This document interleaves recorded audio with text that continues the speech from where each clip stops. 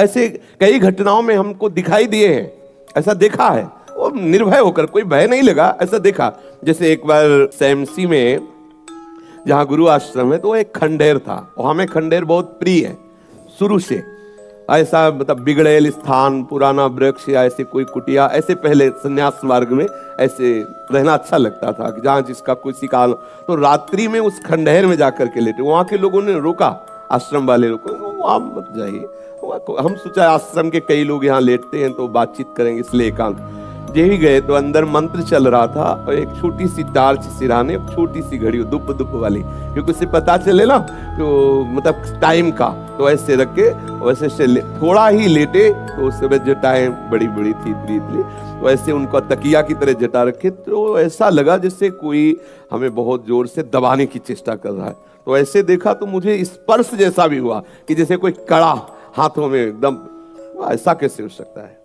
जब हम मंत्र जप रहे हैं तो कोई ऐसा कैसे हो सकता है कि कोई अशुभ आत्मा के छुए?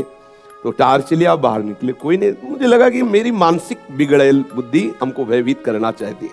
नहीं, मैं नहीं मान। एक मन ने कहा यहाँ से हटके, वहां से हमको जिद्दी स्वभाव था, नहीं देखूं कैसा क्या, फिर वही जाके सोए। थोड़ी ही देर में फिर स्पष्ट अनुभव हुआ कि ऐसे। तब हम बैठ गए तत्काल मंत्र जपते हुए।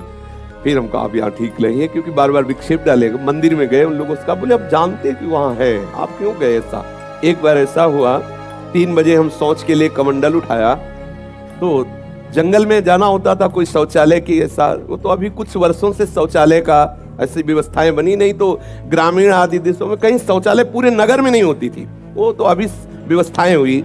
तो कमंडल लेकर शौच के लिए निकले, तो देखा कि गांव के बाहर एक नववधु लोटा लिए शौच के लिए जा रहे। तो हम खड़े हो गए कि जिस दिशा को जाओ उससे विपरीत दिशा में हम, वो खड़ी हो गई।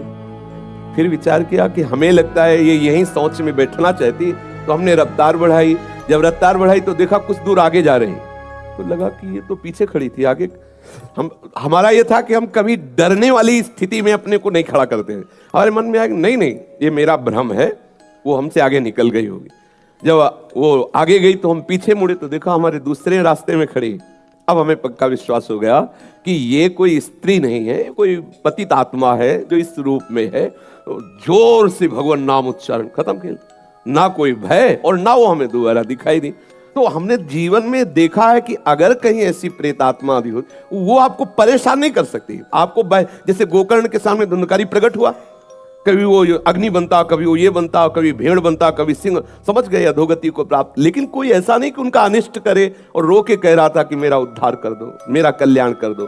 तो ये प्रेत आत्माएं भगवत धामवासी, भगवान नाम जापक वैष्णवों के प्रति अपना कल्याण करने के लिए आती है। किसी को भी कभी घबराना नहीं चाहिए। यदि कभी ऐसी परिस्थिति हो तो उच्च स्वर से नाम कीर्तन करने लगना, विश्वास करना, तुम्हें छू नहीं सकता कोई। ये हम इसलिए सत्ता नहीं मानते। जैसे कभी कोई प्रश्न करता है तो कह देते मेरे भगवान ही भूत रूप में आए। ये एक स्थिति है, एक भावना की स्थिति जो सत्य भावना है। वासुदेवा सर्वमिति, तो सब प्रभु ही है, और सच्ची बात सब प्रभु ही है। लेकिन ये जो अगर हम उस स्थिति को नहीं पहुंचे तो पक्का समझ लो कि अगर प्रेत योनि का कोई भी जीव तुम्हारे सामने आता है और तुम भगवान नाम जप कर रहे हो तो तुम्हें कभी परास्त नहीं कर सकता।